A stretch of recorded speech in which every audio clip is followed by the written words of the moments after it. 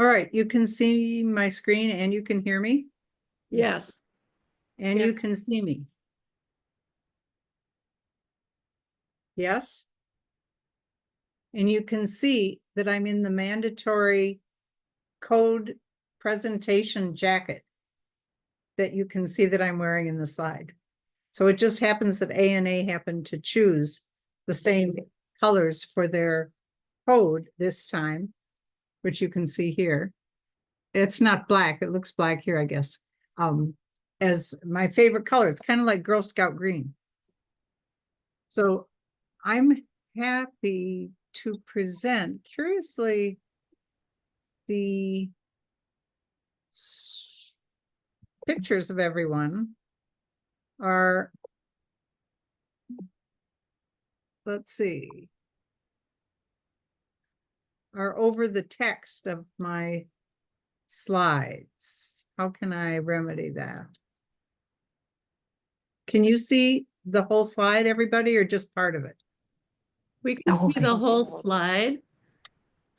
Okay, you don't see everybody's pictures on top of it? Nope.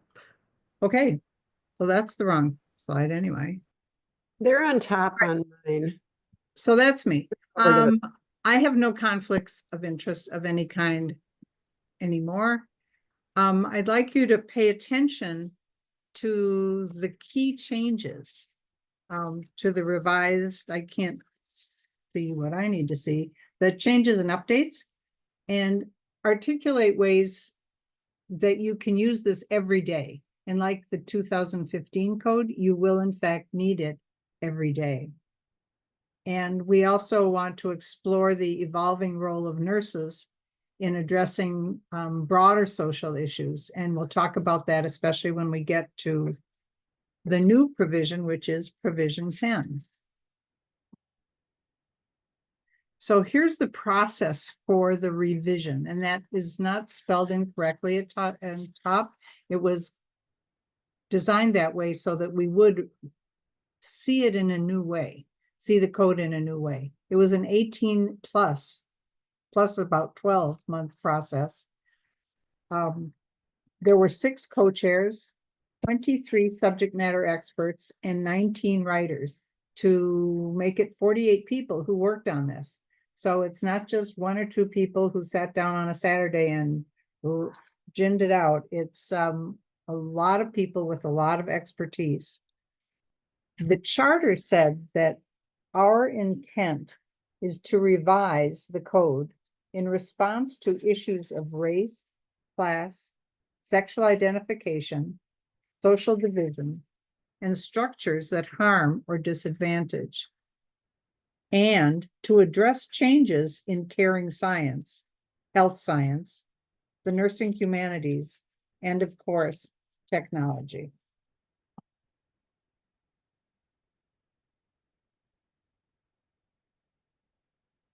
The Code of Ethics now, as it has always been, is relationship-based.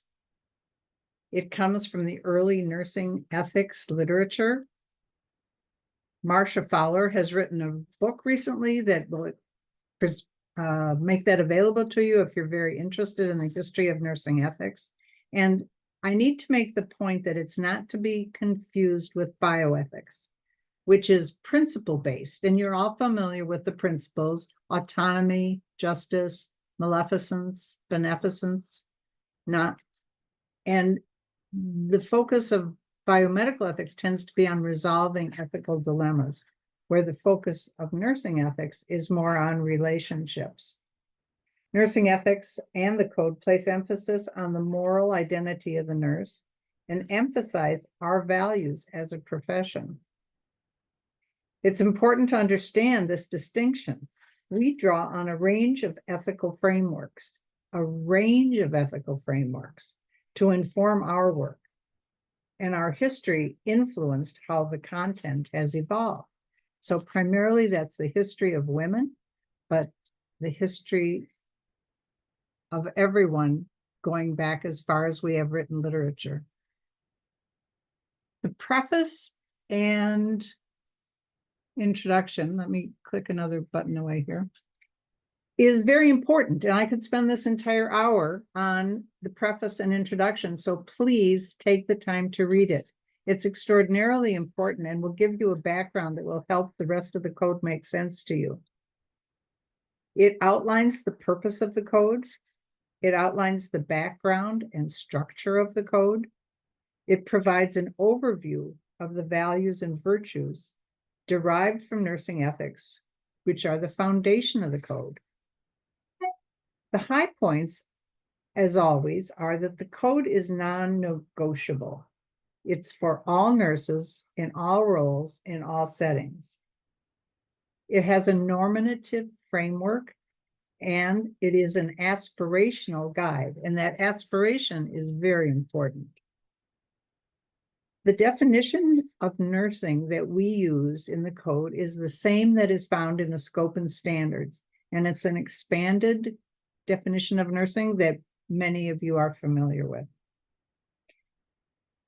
It addresses the fact that nurses are responsible for our moral failures, and it discusses the use of particular words like patient and recipient of nursing care. It talks about ought, must, and should.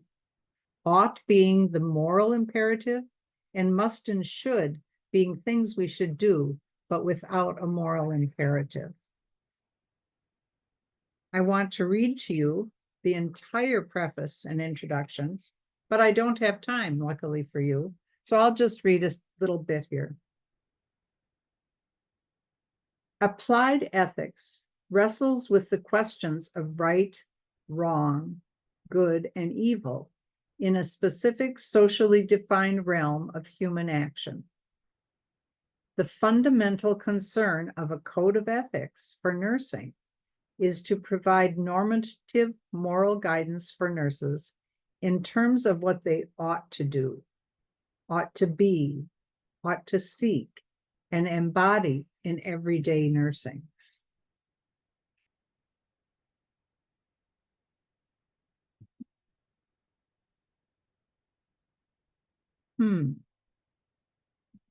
All right. There are 10 provisions. Some of you thought only 9, but this year we have added a 10th. The intrinsic relational motif is present in relationships. Provision 1 and 3 are nurse to patient. Provision 4 and 6 are nurse to nurse. Nurse to self has always been provision 5 since it is introduced into the code, and that's all by itself. The nurse to our profession is provision 7. The nurse to others, collegiality, is provision 8, and collaboration. And then 9 is nurse to society, which it was before, but global interests were folded into that. And now we have provision 10, which is nursing to the global community. One of the important concepts that I don't want you to forget is that all of these relationships are reciprocal. We contribute to the patients and they give back to us. The same in every one of our relationships. All right, we're going to look at provision 1 first. And we're only going to look at 5 of the provisions, not all 10, so you can all relax.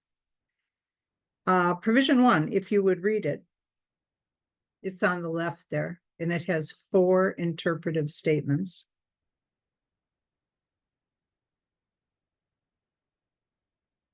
The high point here is that it gives guidance for end-of-life care, which we have been searching for over and over again in the Code of Ethics, especially as states take on the medical aid and dying laws. So it addresses that in provision 1. Our responsibility to patients, their families, is education, planning, and supporting them at this time at end of life. And finally, at the end of provision of interpretive statement 1.4, we have the limitation of individual rights is always considered a serious departure from the standard of care, justified only when there are no less restrictive means available to preserve the rights of others and to protect the public. So we want to remember that as we find diseases emerging in our midst and needing to keep people healthy by separating them from others when perhaps they don't wish to be separated.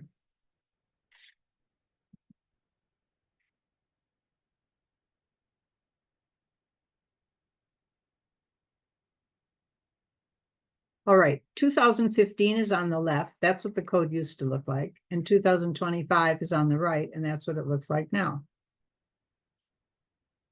Human dignity and respect have always been in the code. We moved collegial relationships to provision 6 where it fits better. And surrogate decision makers was reworded to alternate decision maker. There's a continued focus on dignity and respect as foundational to nursing practice. It introduces allyship in this provision as a professional expectation to actively support and advocate for marginalized groups and individuals to create a more inclusive and equitable environment. So many of you familiar with allyship recognize that. It's especially important in this provision in the face of misinformation or disinformation when addressing patient choices, which is the third bullet there, more nuanced discussions of dangerous self-destructive behaviors, that they're very much influenced often by information that's not sound. Again, I say the definition of nursing that we use in the code is consistent with that you'll find in the scope and standards.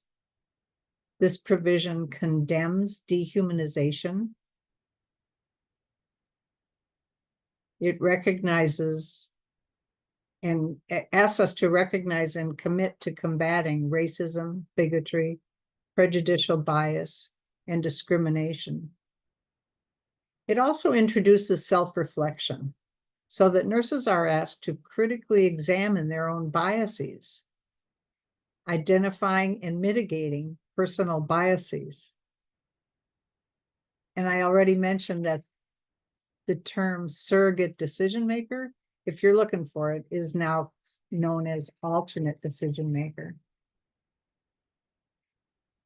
You can imagine if we were to scrub the code to get rid of all the words that we're not supposed to be using these days, it would be less than a one-page document. Provision 2. Let you read that for a minute. It continues with relationships to patients and recipients of nursing care, since not all people we work with are patients or find themselves and consider themselves ill. Provision 3. Keyword here is safety, and you'll see safety coming through again and again and again in the code. The trusting relationship is important because, once again, nurses have been identified as the most trusted profession, as they have been year after year. So we establish trusting relationships with those we're caring for.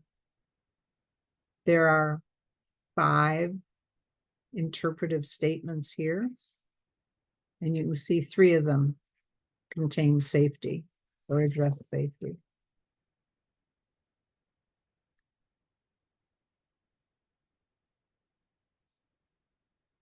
Provision 4. Nurses have authority over nursing practice and are responsible and accountable. So, echoes of Marie Manthe. All of you remember her RAA, responsibility, authority, and accountability, and it shines through in the code again. There are 4 interpretive statements in this provision. And we don't have time to go into them tonight, but assignment and delegation can be found here. And a new, not a new spin, but a new perspective on authority and accountability is addressing the barriers to exercising our authority. And what do you do when you encounter those barriers? Are there any questions so far?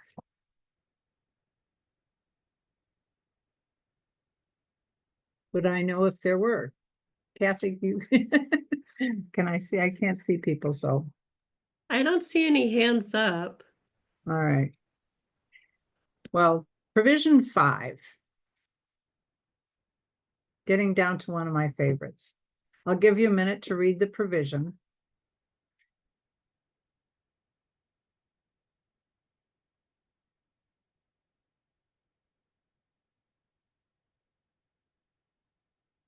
You'll note the word flourishing, which is a new word for us. And again, it has 5 interpretive statements to help us see how we can interpret and use it in our practice settings. So now let's look at the changes and updates. 2015, we talked about duty to self, as you all remember. Wholeness of character was addressed in 2015. Conscience-based objection, CBO, shorthand for that.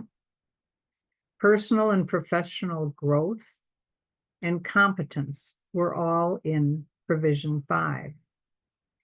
In 2025, we have clarified the relationship of duty to self and duty to others. For some, this was confusing to think that they were equal and couldn't be applied at the same time all the time. So it's been sort of teased out a little bit so you can see better how it is that we can both take care of ourselves as well as taking care of others. Because if we don't take care of ourselves, we cannot effectively take care of others. The wholeness of character is further emphasized in 2025.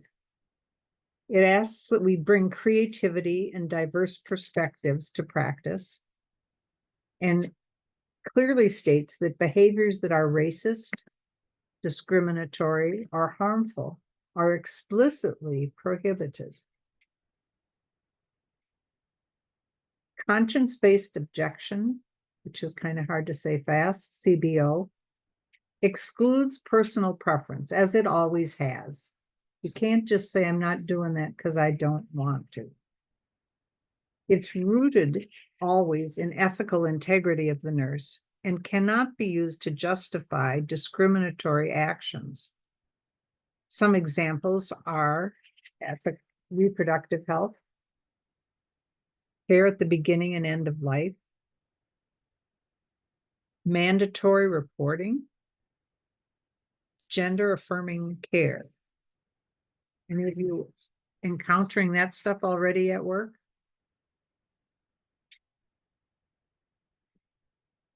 The last part of provision 5 is human flourishing. I mentioned at the beginning that this code is aspirational as well as normative. So it gives us something to strive towards, and flourishing is one of those concepts. The revision is aspirational, and it encourages nurses to pursue environments and practices that support flourishing, both for themselves and for their patients. And you all know what those environments are like, where you enjoy going to work, where you're happy when you get there. So flourishing is aspirational, and I would suggest that we all keep it at the top of our to-do list for the next several years, because we need something to look up to and work towards. Provision 6. This provision we won't talk about in detail now, but it explores virtue And we had big discussions about what was virtue and do you have to be virtuous and who decides what virtues. And so you can read all about it in the preface, introduction, and in provision 6. And it specifically talks about the environment and why it is we have to have an environment where ethical practice is possible.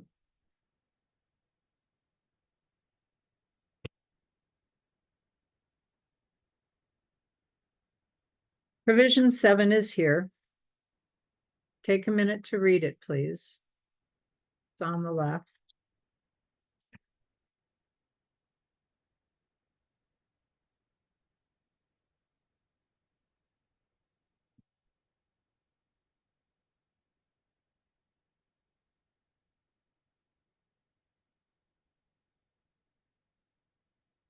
Knowledge development we'll talk about.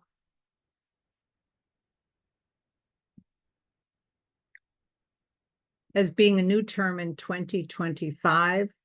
In 2015, we addressed knowledge development as research and scholarly inquiry to be more inclusive than just plain ivory tower research. But this has been expanded even more in 2025. The expanded focus on knowledge development recognizes multiple ways of knowing. And those ways of knowing come back to us again and again. As you probably remember from your early nursing education, Carper's ways of knowing, they have not changed. They are aesthetic, empirical, ethical, and personal. All very valuable and important ways of knowing. Take note, please, that informed consent, which is mentioned in this provision, embeds formal guidance, particularly for research. And we know how that is set up, that an individual can either participate or not participate in research or choose to participate and then withdraw. But we also use informed consent for procedures. And this describes and explains the situations when nurses might encounter patients who are not clear about what procedure they're going to have or why. The revised code emphasizes that health policy and social policy, that's health policy and social policy, are deeply entwined and interconnected. And as the code progresses into provisions 8, 9, and 10, this connection will become increasingly explicit. A new interpretive statement addresses the ethics of technology. Oh, who knew that we had to address technology? Including the advancements in augmented and artificial intelligence. The code asserts that ethical nursing practice remains consistent regardless of the technology being used. And if you're as old as I am, you remember the discussions surrounding the introduction of computers, when we had one computer in the nursing station and it was locked up every night and only certain people could use it. And the technology, if the computer went down, and that's where the medication orders were, you needed to have paper backup all the time. So most of us asked, why bother? If you have to have a paper backup, you might as well not use the computer. Well, the young ones on this call are in a state of disbelief saying, I can't imagine ever practicing nursing without a computer. However, we used to do it. New terminology related to augmented or artificial intelligence is intentionally incorporated, as well as genetics. And I'm going to just drop genetics in there because I would drop it in every third sentence. Changes in genetics and that influence on our practice is remarkable, as is technology. So machine learning, artificial intelligence, all are addressed in the code with the summary that we are all still responsible for ethical nursing practice. The code provides a framework for nurses to navigate the ethical implications of these technologies, ensuring that patient care, privacy, and equity remain paramount. Okay, those are very important and very difficult to provide.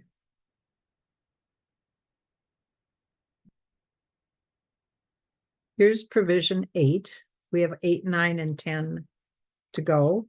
Oh, my notes say we have no time for 8. So sorry. But I would encourage you to read it because it's all about collaboration. And nurses cannot function in a vacuum, as you all know. And so we must collaborate to get the work done in healthcare.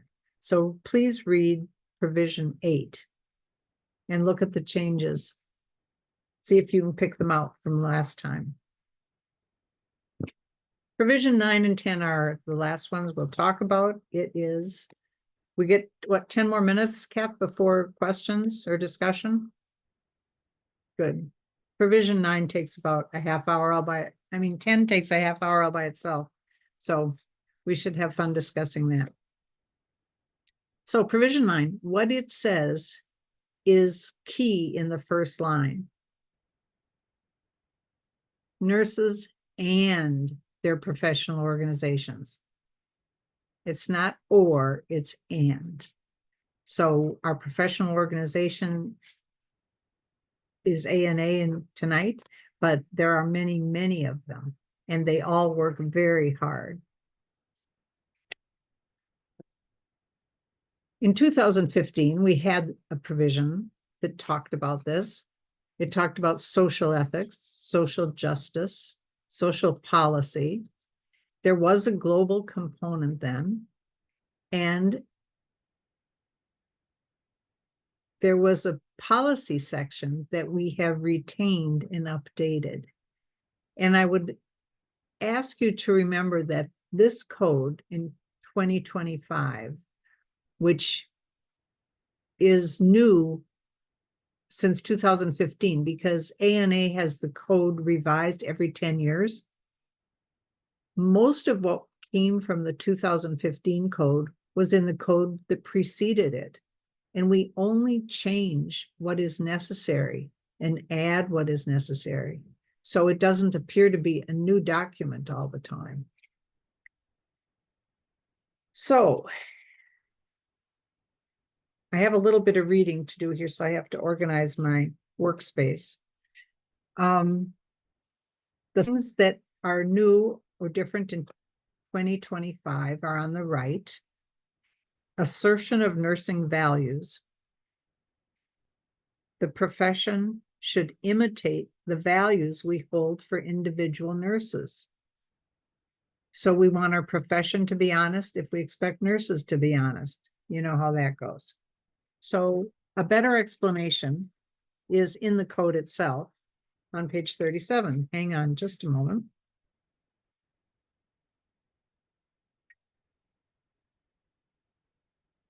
Nurses create spaces that amplify voices not traditionally heard, recognized, or welcomed in order to create a culture that respects all persons.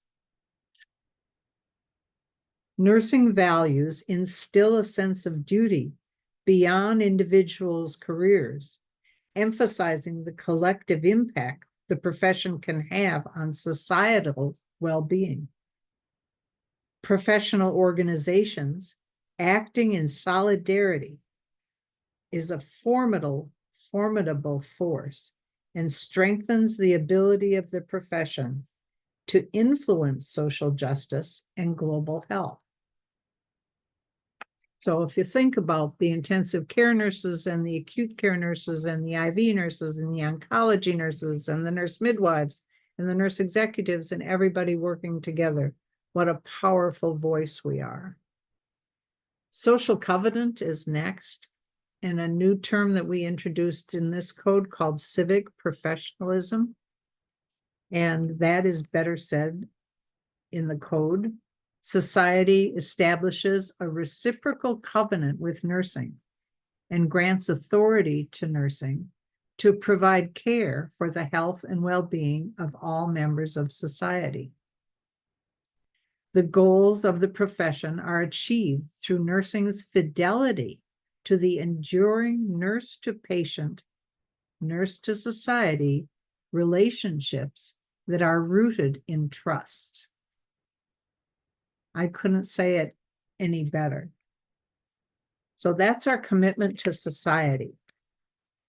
And this particular provision deals more with our commitment to our society in our nation rather than our commitment to our global community.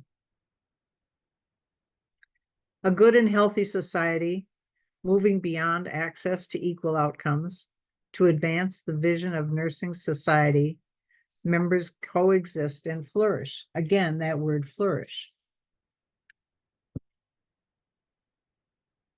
Some examples of this are that healthcare is driven more by profit than by ethics. Who knew? Anybody? More by profit. The consequences, other things we need to attend to are gun violence, disinformation and misinformation, discrimination in all forms, climate change and environmental justice, and the realities of food insecurity, shrinking water resources, and energy production choices. The good news is you have electricity. The bad news is your climate is polluted.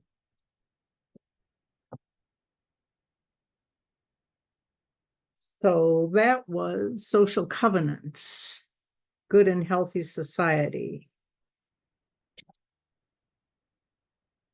Any notes here? All right, 9.4. The new interpretive statement in 9.4 specifically addresses racism and intersectionality as key factors in social and structural determinants of health.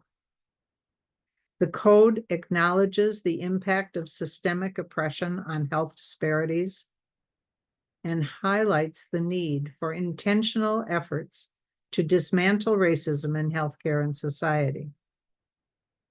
This provision also ties racism to broader discussions on the influence of various forms of systemic discrimination, all of the isms, if you will. So nurses and their representatives and their representative professional organizations work in concert to study and disseminate values and evidence-based efforts to promote social justice and advance a nursing agenda in health and social policies.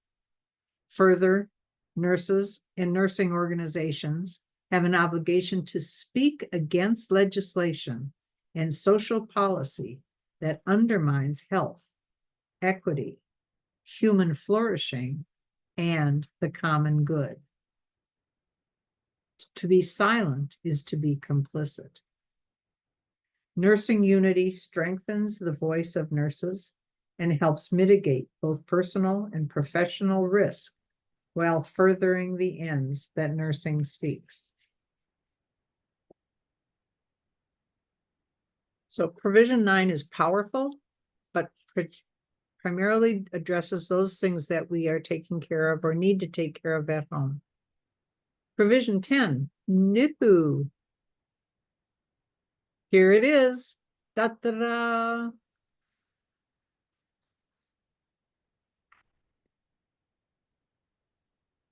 Give you a minute to read it. It also has 5 interpretive statements.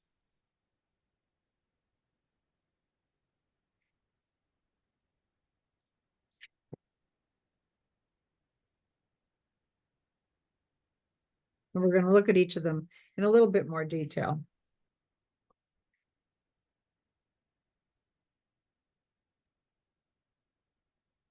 All right, here is interpretive statement 10.1 in provision 10. global nursing community. It addresses universal health advocacy, which is the global right to health and well-being by promoting universal access to quality nursing care. Next is global engagement and support. Nurses worldwide are recognized and included in efforts to foster shared values, disseminate knowledge, and uphold high standards in education, theory, and practice. Collaboration with global initiatives. Nursing actively participates with the ICN and WHO. Knowledge sharing and scholarly collaboration. Pile of books down there.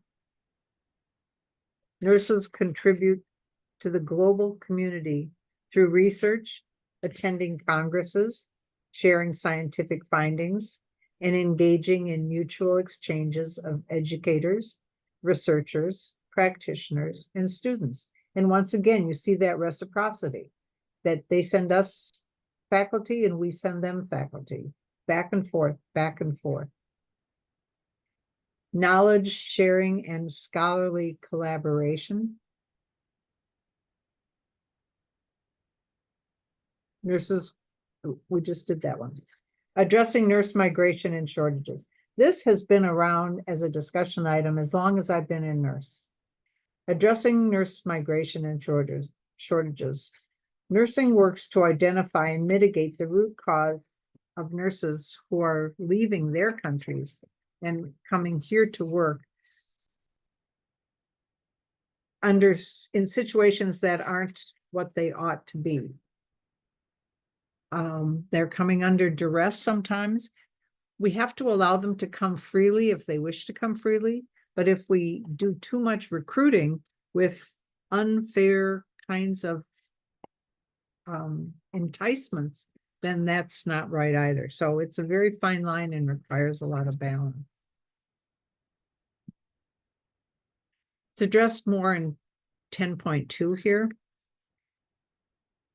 You have to have a sustainable, global nursing practice has addresses sustainable nursing workforce, cultural diversity and patient care. So nurse migration enhances the cultural diversity of the US workforce, if you think about it.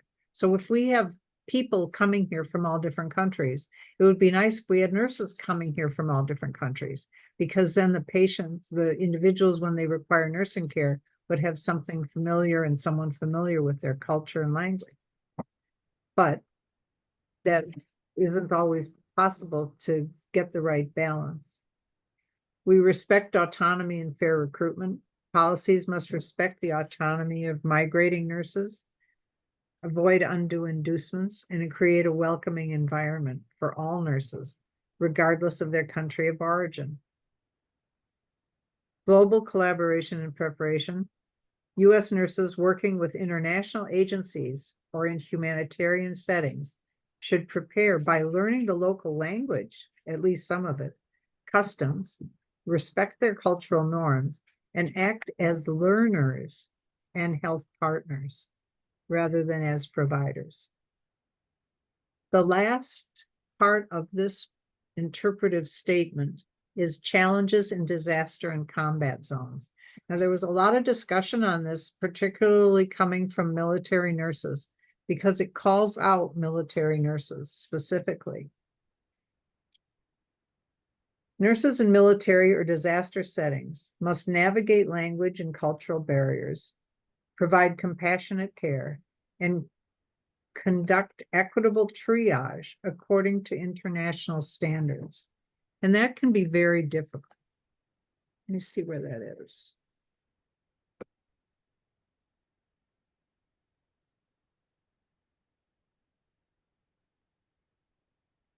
Right. 10.3, nursing vision for health. Vision for global health. Nursing promotes a vision of good and healthy global society. Multifaceted engagement comes next. Nurses contribute to societal and environmental health through policy development, program evaluation, political engagement, research, and health diplomacy. Nurses are asked to address the political determinants, activities that focus on the policy determinants of health and the interconnectedness of human and environmental health.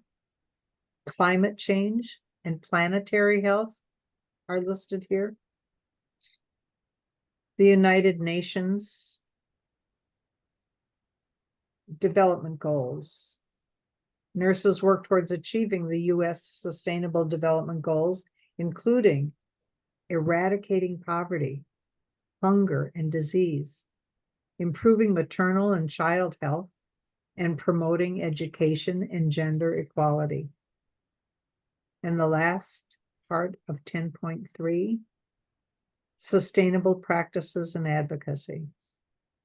Efforts include ensuring clean water, sanitation, clean energy, ecological protection, and climate advocacy.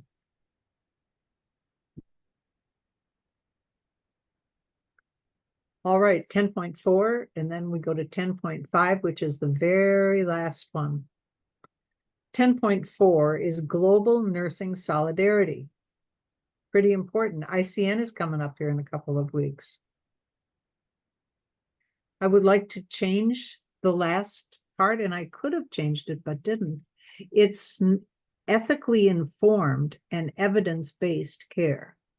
So that's not, I didn't prepare that properly. Collective voice for change. Nursing organizations unite to challenge and mitigate harms that threaten human and environmental well-being. Addressing global issues. You notice we don't say international issues, but global issues. We tackle critical issues such as conflict, inequality, genocide, racial hatred, displaced persons. Human trafficking is finally mentioned. I would mention it in every provision we have, since it's a huge problem. Advocating for health and well-being of all. Centrality of caring, pretty fundamental to nursing throughout the world. Nursing promotes the importance of caring in human and environmental life, asserting its role at the center of social and political life. Unity and diversity. Nurses embrace diverse cultures and traditions, united by a common commitment to health and well-being, forming a strong, unified voice. And then, as I mentioned, ethically informed and evidence-based care. We emphasize that care is a political and social responsibility for everyone. All right, 10.5, this is the last interpretive statement. See in my code of ethics, which is already getting worn out.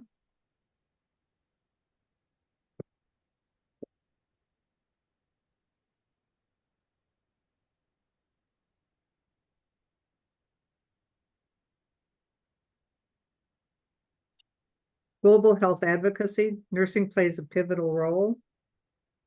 Engagement in diverse roles. Nurses serve as researchers, educators, mentors, health diplomats, addressing local and global health concerns. Addressing global security. Nurses recognize health as integral to global security, economic welfare, human rights, and geopolitical decisions, advocating for alignment of foreign policy and health needs. Sustainability and planetary health.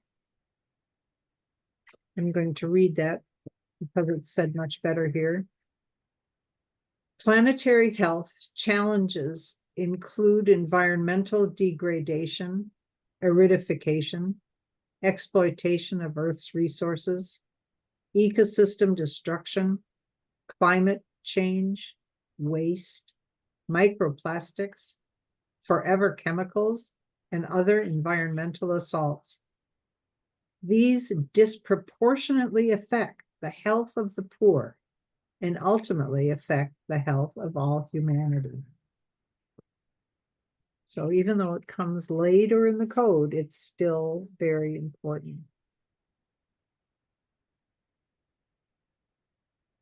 So coming to the end of 10.5, we have a couple more sentences that I want to share, and then we'll go on to questions. Nursing is everywhere in the midst of human joy, concern, and suffering, bringing comfort, compassion, expertise, and skill. Nursing works to undermine and strengthen those forces that foster health and flourishing and repair and heal our world. So that would be the end of the code. Lots of work, lots of aspirational activities for us to participate in. And now we have a few minutes for questions. Things I would like you to take from this is that you become familiar with the code. I'll give you the link to it at the end of the presentation. We all serve as role models, demonstrating the value of the code, values within the code. And we have to emphasize healthcare as a human right. And any other ideas you have for how the code might influence your work?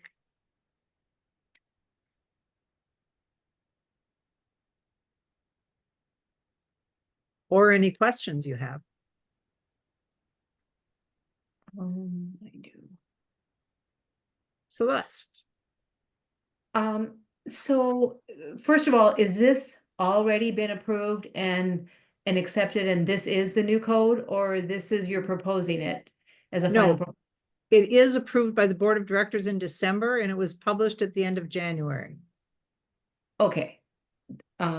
So the code, I mean, the URL that you're gonna give us, we can like give to our students, and this is the new code.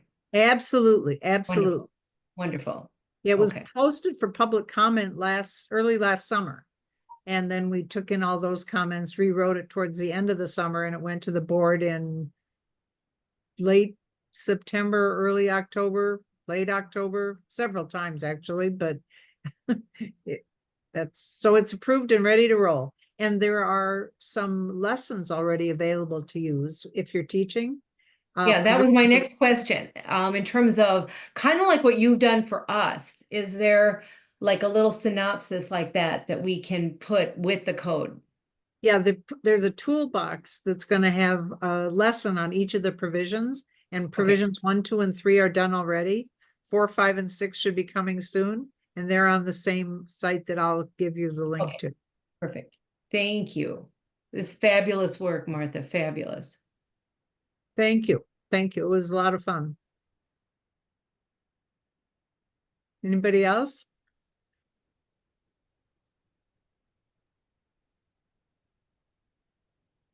Okay, if nobody has another question, I have another question. So some of the verbiage change. Can you explain the I forget what the old one, but the new one is an alternative, or in terms of a decision maker. Decision maker, right. Yes. It was thought by some on our committee that it was too restrictive to have it as we had it with substituted decision maker, I think is what it was, that they found it to have how to say this, because we had 48 people working, each of them come with a different interpretation of certain words, and some of them have meanings that the rest of us don't share necessarily, but they share from their practice or their region of the country or their family or whatever. So some of the words that we have that were changed essentially are the same meaning, but just a little bit different. So that was the case with the decision maker. Same thing it always meant, and that is whoever you might want to make your decisions if you're not able to. But that's in one, isn't it? Yeah, so some basically kind of a broader interpretation. I think so, yeah. Would that be the same for international versus global? Yes, yes, Okay. because everything isn't between nation and nation, but it goes continents, and it's just a broader, it's kind of the planetary influence, if you will. Thank you. Martha, this is Patty Cometh. I'm Hi, just, Patty. hi, I'm just curious if you could share anything from, if there were any gems that you got when it went for public comment that helped the group in finalizing things, or how that process went. And was there robust feedback? Yes, there was robust feedback. And it enabled us to clarify some of the sentences that we had that perhaps were too long. I mean, somebody commented almost in every provision, this is too long, this is too wordy. You can I'm sorry, I just found it. We went from surrogate decision maker to alternate decision maker. So surrogate to alternate, not that important, but it was important to some of the people on the committee. So we tried when we had things that were important. The military thing came out in the public comment period, and that was, why single out military nurses? You know, you're not singling out any other group of nurses, but there were enough of us, or enough, who thought that military nursing was unique in its own way, functioning in combatant situations, that it was left in. A little bit, it was cut back a little from what it was. So we did some cutting back of things. I could pull up my notes, Patty, if you want, and share some of that with you when we, make time for that.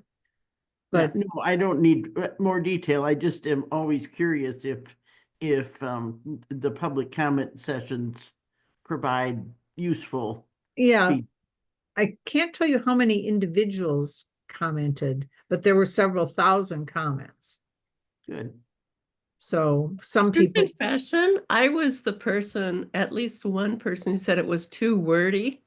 And because it was like, the language from 2015 was so elegant that saying a lot with a few words, and this would just go running on and on and on. So most every section I said it was too wordy, and look at the 2015 code for examples of how to say a lot in a little. and some of the um dynamic of the process was that people were asked to contribute from their expertise. And so, having been asked, they felt obligated to contribute and weren't really sure how to do that. So when we said, take out only what's necessary, change only what you must, and add what we need, there were some who completely deleted the whole provision and started from scratch. And then we had to bit by bit put pieces back.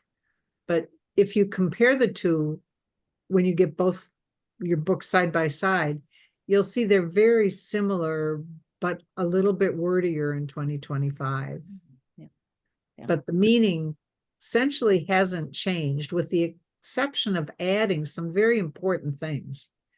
All the different isms, racism being probably the largest one in the room. So some pretty major things. COVID happened in the time that we were working on this, or before, I mean, in the 10 years between. So we had some pretty major things to address and include. Yeah, that's a good point about the wordage. I do remember that. But Martha, I love provision 10. As a former faculty, I think that's so important. I mean, I took a lot of nursing students to different countries and different nursing situations. So I think that's really important to include, and to talk about global nursing, Thank you. around our world. Yep. Thank you. And you can thank Marcia Fowler, who also pushed ahead for that because when we had things we wanted to add to 9 just kept getting bigger and bigger and bigger.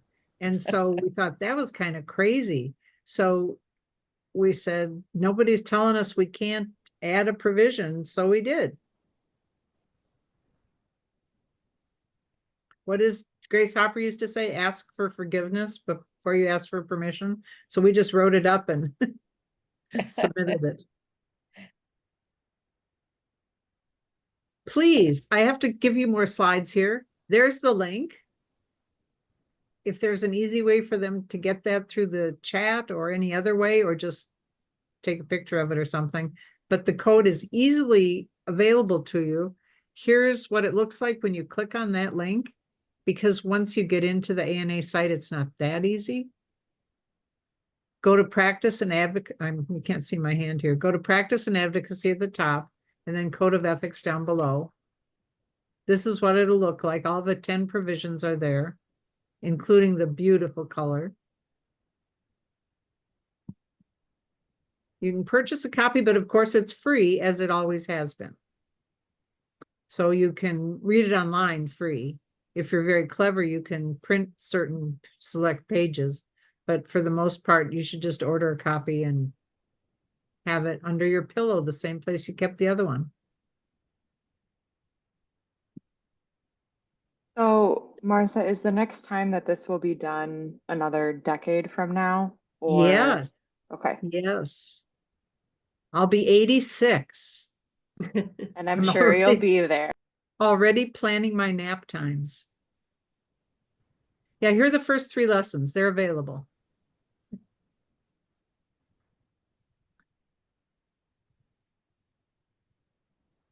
These will probably kind of replace the guide to the code of ethics that we used to have, because it'll all be online now.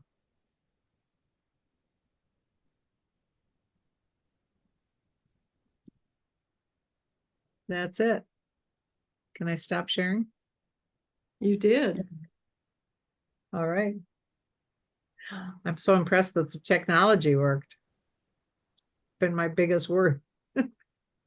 I'm in a hotel in Rochester, so I wasn't sure we'd have the bandwidth to. You could have Well, come thank to you all my for house. listening. I really hope that you are able to take it to your students, to your coworkers. I am involved in healthcare a lot these days, and I always ask the nurses that I'm chit-chatting with about their familiarity with the code of ethics, and it just breaks my heart how often they say, oh, don't really remember that. Yeah, we might have had that. Is there anyway, I can't wait for the bookmarks to come out, because I would pass those out everywhere I went, because then people had the link, they had the 10 provisions or 9 provisions, and people just don't know it's there. And they have ethical questions because they keep sending into ANA the ethical mailbag. They'll write in questions and say, this is happening at work, what do I do? Or I don't know. So there are ethical questions being raised every day in everyone's work setting.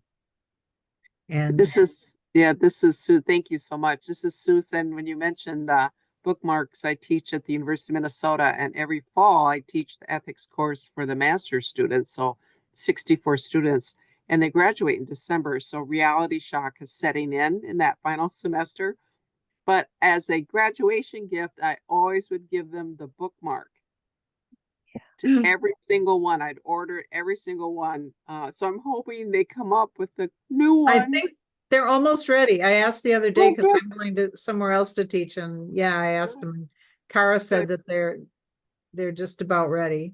Oh, thank you. But we have to encourage our fellow faculty members to teach the code, to have an ethics course that's still focusing on the principles, and we've had on the ANA site itself, it said nursing ethics, principle-based, autonomy, justice, maleficence, non-maleficence, or beneficence, non-maleficence. And it's like, really, guys, take that down.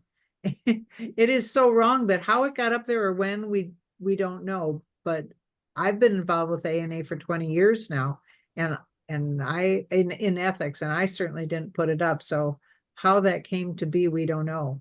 But principlism is important.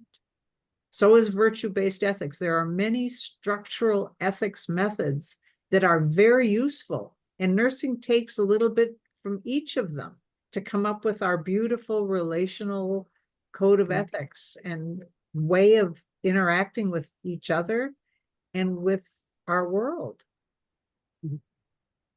So we need everyone else to start living by nursing ethics instead of principlism. I think it's important too that, you know, we expect our faculty members to teach it, but if we don't continue to talk about it outside of the classroom, it's just going to be one more test to take. And, oh, that was interesting, but now I'm moving on to the next thing. And so I think, you know, having you come and talk about it and having us think about it, and, you know, because it really is for all nurses in all settings at all times. And you say, as you say, it's non-negotiable. So it's a living, breathing thing as long as we live it and breathe it. Yeah. And so the different universities and colleges, I think University of Minnesota is going to put together something in the fall. Right. But there are several of us. Ian Wolf, who is a member of this group, and Shika Kavalor. We had 3 of us from Minnesota on, and all of us are ready, willing, and able to give this presentation.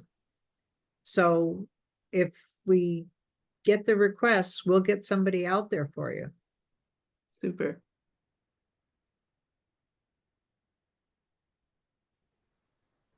Any other questions, comments? I hear the Wolves are ahead a little bit right now in the basketball game. My brother's been texting me the scores, not understanding that I'm really not there right now. Well, Martha, thank you so much. It's so exciting that you have been working on this and that you can bring it to us, and it's, you know, like not third hand, not fourth hand, but from the person who was in the room, so to speak. Right, So, in the room. There are 5 other provisions too, so I'll have to tackle those next time. yeah. All right. Thank you. And thank you to everyone. Have a nice Good evening. night. Thank you, Yes. Kathy. Thank you. Thanks, Yeah. everyone. Thank you, everybody. Thank you. Bye. Debbie. Thank you.